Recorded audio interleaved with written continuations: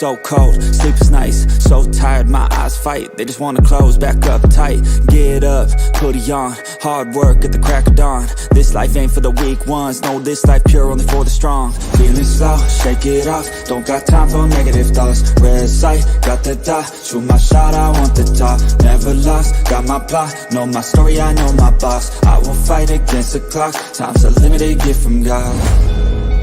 One day I will have my victory, crush all my enemies so viciously.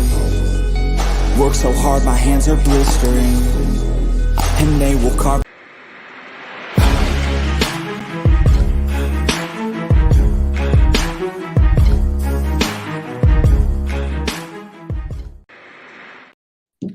Yeah, hey, you got it, AM. You got it. Yeah. Hey, what is up, guys? We got a live shot of downtown Philadelphia right next to the link. To the left side is the link. Over on this side. The link's that way. And downtown. So you're looking at 95. Tom, tell me what you're looking at. It's like 95 what? Like that would be, I think, like that'd either be east or west. I don't know which way. It's kind of hard to tell when you're looking at it. It's north. It's like going well, yeah, I guess it is going. It's going eastbound and then it goes north towards downtown Philly. Yeah. Yep. All right, there we go. Well, that's awesome. Like I love that. I love it too, but yeah, we got a show to discuss. Happy 4th of July to everybody out there. Be safe, and Randy, happy regular day for you. I don't know. Yeah. How you doing, Randy? Y'all missed me on Canada Day, but yeah, we celebrated on Saturday, so we had some fun up here, and still recovering from the weekend. So yeah, but yeah, happy 4th of July to all y'all on the panel and everybody in the chat. Yeah. So what do you grill on Canada Day? Like, what is like the traditions of that? Yeah. For us here, usually what we'll do is we'll get up in the morning and paint some Canadian flags on our faces or some shit, and I'll usually get a Canadian flag and wrap it around and wear like a bunch of Canadian colors and stuff. But usually we'll head out to like the local park or the local area that is hosting something, and we'll just like shoot off a bunch of fireworks. Kids are able to play in some jumpy castles, and everybody's on a grill, whether it be hamburgers, whether it be ribs, whether it be hot dogs, whether it be corn. It's just a whole bunch of just eating, drinking, in Canada. So lots of smoking too. And just nice. Just an all out fun time. So I'm a half Indigenous, so I celebrate it a little bit different than everybody else, but yeah. All good, man. All good. What is up, Cool Cat? What is up, man? Oh, I got to tell you guys this funny story. So Cool Cat was on a bus or train, and someone dropped $600, and that's how he paid for the Eagles tickets. He was just on the train, and he was like, "Oh, 600, 2 tickets for me." That's bad. That is how he's going to the Vikings and 49ers game. Couldn't have been a better thing to spend it on. I'll tell you that. I definitely I vouch for that. If I found $600, that might be what I'd do too. I don't know what I would have done. I mean, to the person that lost it, I'm sorry you lost that. And the Cool Cat shit, man, spend it while you still have it. So yeah, get those tickets, bro. I'm like, I would have found the person and be like, "Hey, do you want it?" No. I'll be real. The only Cowboys. He's going to the Cowboys. I found money before, but I never found anything upwards of $600. Like, I remember one time. I remember one time I was coming back from the plugs, and I was like, man, like I just spent all my money really in a sense, and I'm like, I really wish I could just had some money, so because I'm really munching right now. And I'm not lying to you. When I looked down at the ground, there was a $50 bill like wedged in between like a building and like the sidewalk. And I thought I like stopped, and it was kind of like nighttime. And I like just like took my foot, picked it up, put it over top of it. And then I just started like dragging my foot. And I'm like looking around. I'm like, is this like a setup? Is like somebody going to come out and be like, "Hey, that's my $50, you motherfucker. You give that back to me or else," kind of thing. And I just like knelt down, dropped my phone, picked it up, and I just booked. I just ran. There's like this 400-pound fat guy just running down the street, and I'm just like huffing it, being like, I got to get to the 7-Eleven and spend this before anybody's like, "Hey, did you find a $50 bill?" Nah, man. I wasn't really looking at the ground. So, but he found 600. That's real nice. Yeah. That's a lot. You guys would know what I would have done with the money. But other than that, so AM, you want to read the first topic here, the first banner you got? Yes. Definitely just make sure. Where do I got going on here? Or is DeAndre Swift and Rashard Penny better than Miles Sanders? No, that wasn't the topic. Something happened. I don't know what's going on. Well, let's talk about the first one then, because I actually want to talk about that. We already talked about that topic weeks ago. Oh, wait, all the topics. That's why I'm like, I don't know why that's there. Wait, hold on. You probably put in the first topic should be this one. Okay. Reports NFL think that the Philadelphia Eagles' fault for stumbling on the Super Bowl, and it was not their fault for the way the terrain worked out and all that. They're blaming it literally on the Philadelphia Eagles and the Kansas City Chiefs for them wearing the wrong cleats, even though they wore multiple cleats during that time during the Super Bowl. They're not owning up to it. What do you all think of that? So what? I'm just like, can you paraphrase it? I'm just like, so what? They're blaming the turf or something? No, the NFL. No, they're blaming the Philadelphia Eagles' fault, not the turf. They're not blaming themselves. Yeah, the NFL is saying the field was not in bad conditions. It was the players wearing the wrong pairs of cleats. I think the field was in bad conditions, but I think there's a lot being made of this right now, and I think it's just kind of one of those situations where it's time to just kind of be like, look, it happened. We didn't have an adjustment for the field conditions, and that they must have done something a little better than us to edge us out at the end. So I don't know. I feel like a lot of people are making too much of this. Like you can clearly see the field was in bad conditions, but I don't think that's necessarily an excuse to say that if it wasn't, that we would have definitely won. So just time to accept that, like, it is what it is. They played on a sloppy, wet, weirdly watered field, and it became part of the game, and the Chiefs obviously handled it a little better than we did. All right.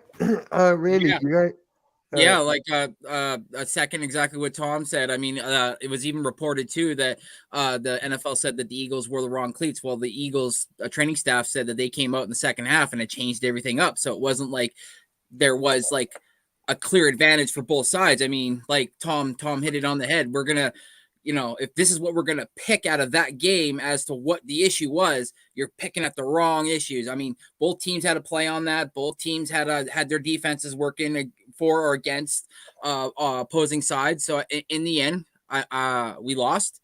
It stings. It hurts as an Eagles fan, but I mean, it's time to move on. I mean, like, sitting there and kind of being sulking in the corner, as they like to say, because the field wasn't great. It's like, shit. Okay, so what if we were playing somewhere where there was snow?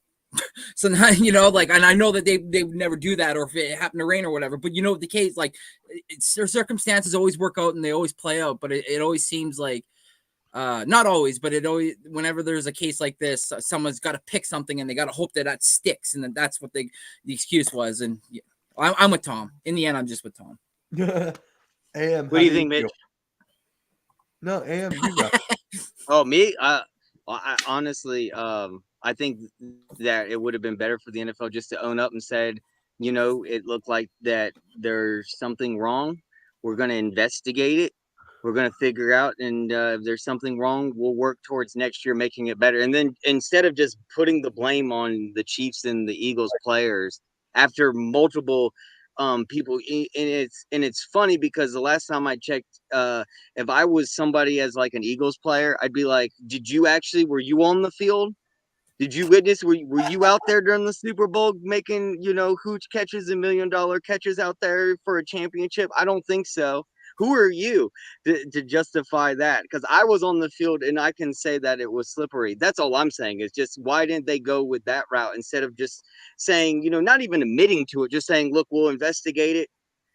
Something's wrong. We'll own up to it and we'll make next year's Super Bowl better.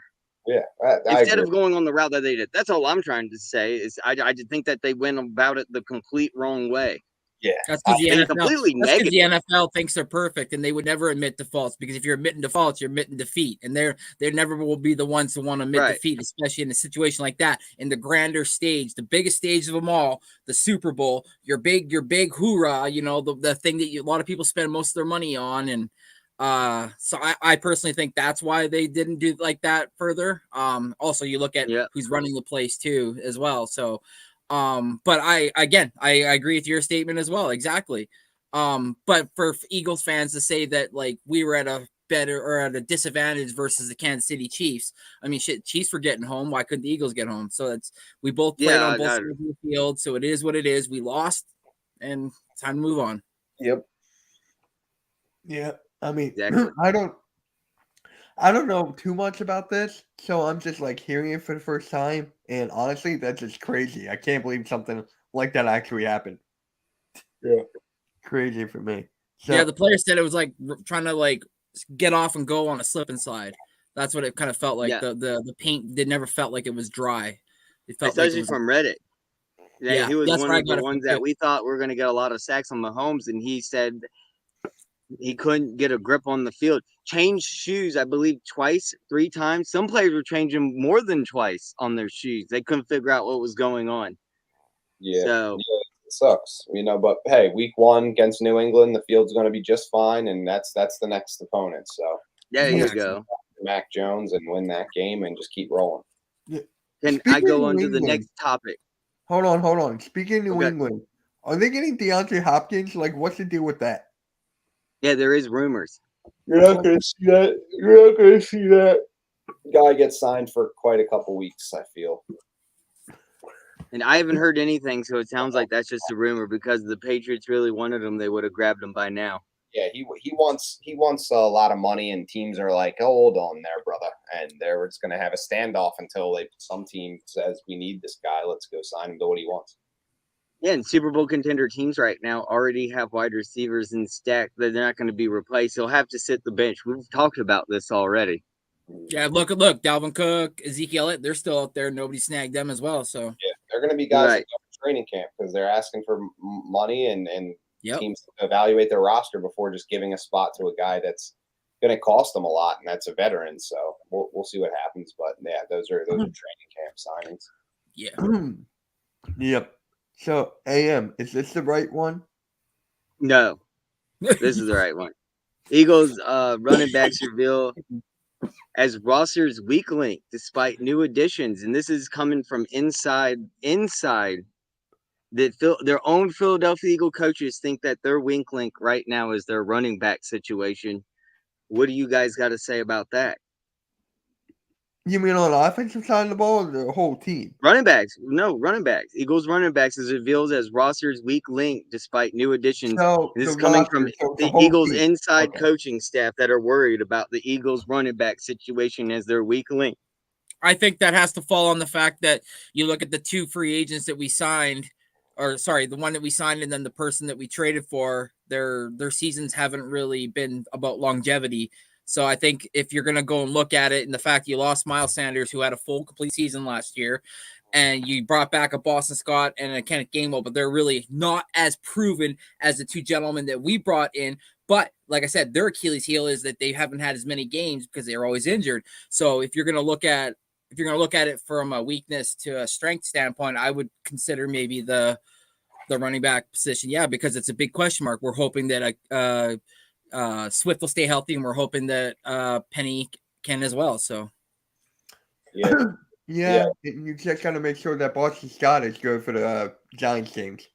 Yeah, there's a couple positions you just have to sacrifice in the salary cap era, and the Eagles don't really put a ton of resources into the running back, the linebacker, and somewhat the safety position. Those are, if you had to pick 3, those are probably the 3 they don't really invest in. So you're always going to have question marks. But, just before last season, Miles Sanders was also banged up, wasn't staying healthy. And then he has his career season on the 2022 Philadelphia Eagles with Jalen Hurts, with the receivers we have, with the tight end, with this offensive line. So I think that DeAndre Swift and Rashad Penny, if nothing else, have a chance to really revive their career. Miles Sanders makes $6.5 million per year now, which is just unheard of for a running back, especially when you think a guy that only had 1 year where he rushed for 1,000 yards, and it was just last season. So I think this offense can produce just really, really talented players.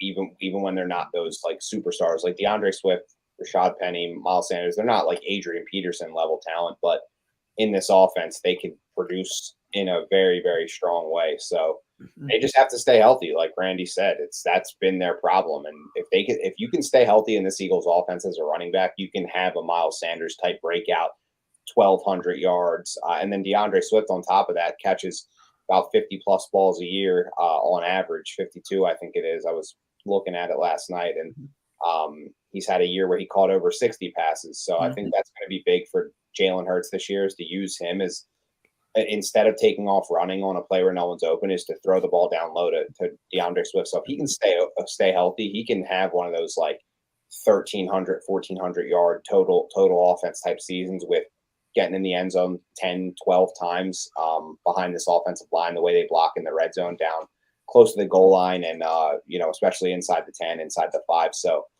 and then on top of that goes with Rashad Penny too, a bigger back that can get in the end zone and find the end zone there. And if they can just stay healthy, they could really set themselves up to look like they might be worth more money in the future. And that's what they're trying to do, and we're trying to win. So it works out. So yeah, I think it's fair to say that that's one of the weaker positions on the team, but I still think the production will be there.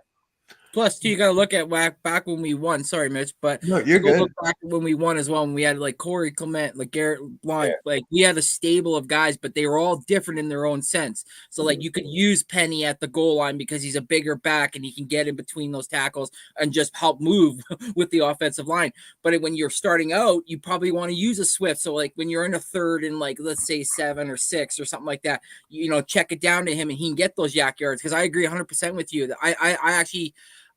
When I do my bold predictions, here's a little hot take. I have Swift getting 1,500 all-purpose yards this year with 11 touchdowns. So yeah, could have one of those big seasons. And, yeah, and then Gainwell is kind of like not as proven, but plays a great role. He's kind of like that Corey Clement, and then you have Boston Scott, who's one of those just do it all. He can fill in if guys get hurt. I mean, if DeAndre Swift misses a game or two. Hopefully they're not big games, I think every game is big, but if he does have to miss a game, 2 games, 3 games, you still have other guys. So they're really just banking on quantity, and Swift hasn't missed, a whole season yet. He's still young, and he misses a few games, but it's hard to find running backs in the NFL that don't miss a few games every year. It's really rare. So even the best ones do. So you just hope that your guys can fill in. I mean, look at the Vikings. The reason they cut Dalvin Cook was because he made a lot of money. He didn't stay healthy. And when he was out, Alexander Madison made a name for himself, and they want to go with him as their starter. So it really does make a lot of sense to have several backs. And I think that a lot of teams kind of go about it that way. And running back depth is really, really important in the NFL. So I'm glad they have a bunch of guys, and hopefully they can all stay healthy. But if not, then hopefully the guys can step up, next man up. Yeah. And with this offensive line, you don't really need that one big guy, the one best guy. If you have a running back by committee with this offensive line, I think we'll be fine. But it is fair to think it is the weakest link. Right. And so that goes back to not drafting Bijan Robinson, right? If you wanted it to be the strength of the team, you trade up a pick and get Bijan Robinson. That was the guy that was there, that was available, the superstar. And you obviously see they prioritize defensive line much more, which rightfully so. It's been the position that has been the bread and butter of many winning teams, but especially the Eagles. So getting that D-line, keeping that D-line upright and then getting DeAndre Swift. I mean, it's not a bad consolation prize. I think that kid can play. So, and then, the depth is there. So we're answering this question. That was my next question: is Eagles signing Rashad Penny is the most overlooked offseason addition? Yeah, I think the whole running back room, if people are looking at that as the weak link, I think that the whole running back room is going to be overlooked. I think they're going to. This wasn't just everyone. This was just the coaching staff inside. Like, they think that the running back core is their weak link on offense. What coaches said that? Yeah. Well, I don't know. I didn't get into the article, but you're right. Who knows who said it? Yeah. So I mean, yeah, I mean, if anyone thinks so, he said, she said. I believe in these running backs. Honestly, that's what I'm saying. I think that. Shoot, I'd go. Sorry, Tom, but I'd say our tight ends might even be a little bit more of the weaker link than say the running back. No offense, man. True, Goddard, and then there's not as much depth behind him. But no, I mean, you can go. I mean, I think we have starters at every position. And you know, linebackers are probably what I'd worry about more than anything. But with the running backs, I think they're all going to kind of be that chip on their shoulder type players. And I think the same about the linebackers. You got Nakobe Dean, who was supposed to be a first rounder. He drops to the third. We get him, and now he's a starter. Nicholas Morrow, who was on a really hard hitting, fast Chicago defense last year that couldn't put it all together. But, you know, you saw them flying around when we played them. They were hitting that day. They were really hitting. They were flying to the ball, and he was one of those guys. So just like linebacker on defense, I think same thing goes for the running backs. I think they're all kind of overlooked. They have that chip on their shoulder. They maybe were expected to be a little something that they didn't become, like Rashad Penny and Swift are first and second round picks. So I think that when you do sacrifice those positions, you go get guys that have chips on their shoulder and have something to prove. And I think that they can, maybe their talent level isn't as high as some of the superstars at those positions, but the willpower will be there and the grit and determination. And that's really all you can ask for out of like some role playing kind of players and make a name for themselves. So. Yeah, absolutely. Well, it's raining here now. It's pouring here. God damn. Outside my window. Yeah, it's pouring here too. Oh, yeah, that's it. Hey, AM, which one's the next one? Next one is Jeez, he looks like he's sweating his bag off. Yeah, why are you so? Yeah, I know, man. I'm sweating. I think it's a hat. It's 94 degrees out. Yeah, but it's pouring here. I mean, I got to eat pretty soon anyway. So if we want to wrap it up, I mean, yeah. You know what? Let's just wrap it up here. I don't think we really need to talk about Jordan Mailata. Yeah, at his wedding. Right. I saw that. I saw that. That was funny. And then what was the other one? Oh, yeah. Whoop-de-doo. The best secondary. Yeah, that doesn't mean anything to me. Yeah. That wraps it up pretty much. Holy crap, that's sweaty. That's my guy Rhino, man. Well, I poured a bottle of water on my head. Oh, okay. Oh, that's what I just did outside. I was like, it's so fucking hot. Yeah. I saw a bottle of water and I was like, fuck this. I'm going to drench myself. Yeah. Happy I'm 4th, staying away from the Happy 4th computer. to all the Eagles fans out there. Everyone stay safe because it looks like where I'm at, it's pouring. Hopefully my dad's done grilling now. But yeah, hopefully. Oh, okay. Yep. So guys, just a short episode, July 4th. And yeah, you guys got anything to say before we head on out? Everybody stay cool. Everyone stay cool and stay safe out there. Yeah. Yep. Happy 4th, guys. We'll catch you all later and have a good one. Let's go, Birds.